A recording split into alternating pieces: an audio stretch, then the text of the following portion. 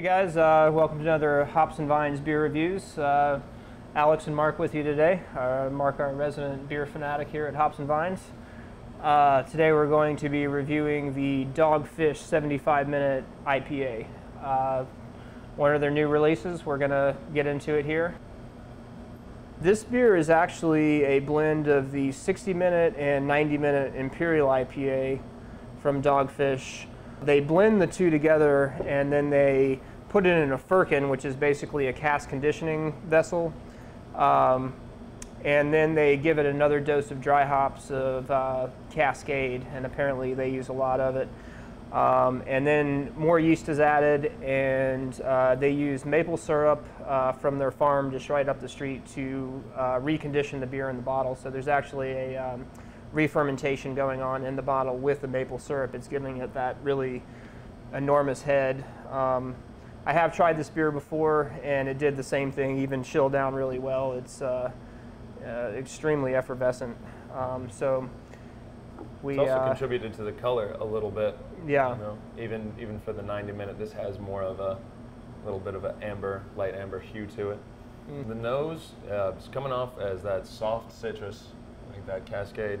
I'm definitely getting some of that typical Glacier, Simcoe, similar aromas to the 60 and the 90, almost a little bit more similar to the 90-minute IPA on the aroma. The beer itself, just off first impression on the aroma, smells very fresh. You know, very clean, very fresh. Definitely, this guy hadn't been sitting around long at all. We've finally gotten to the beer now. Cheers. Cheers.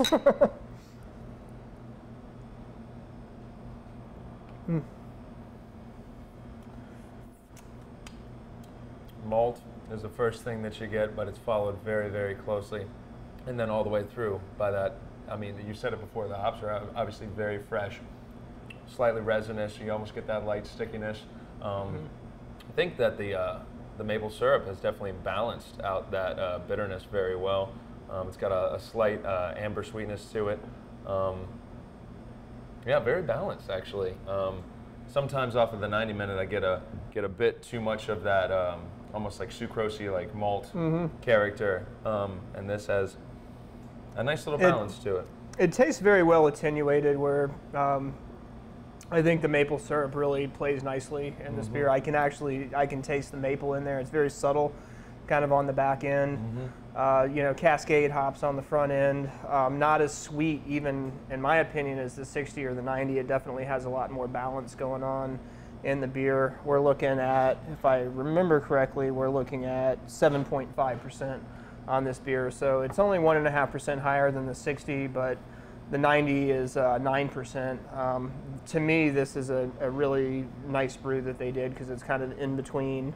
And just really fresh. The bottle conditioning, I think, really. Yeah, I mean, really, going back really to the bottle the conditioning, smoothness of it's nice. If you can pick up the lacing, the bubbles are just. I mean, it's yeah, obviously a very well conditioned beer, just so tight. The bubbles are. It's almost like a froth in the glass. It's very much sits up right on your palate, just.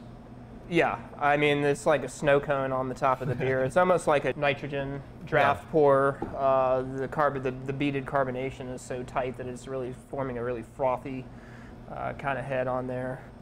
Yeah, I'm really enjoying the finish on this beer. It's actually changing in the 10 to 15 seconds after the sip is still gone. It's, you know, still just like flavors of like crystal or caramel malts and things like that are starting to develop that maple flavor again.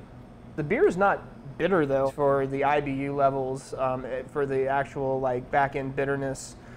It's not super bitter for an IPA. Well, it's not a West Coast IPA either. You know, I mean, I find that like the more like Midland and East Coast IPAs tend to have more of a balance. The bitterness on it's not overpowering. So you know, the hops are definitely in the flavor. Not an extreme amount of bitterness to it. Very drinkable. You know, it really does kind of sit right in between the 60 and the 90, but with more complexity all the way around. Yeah. It really, I mean, showcases Dogfish Head's versatility. They do a lot of different things that are way out there, and I mean, the blending of the two ales just worked out nicely for them. I mean, I'd give it a solid A. If I think I would too. A- for me, just because for the body of the beer, I could use a little bit more bitterness.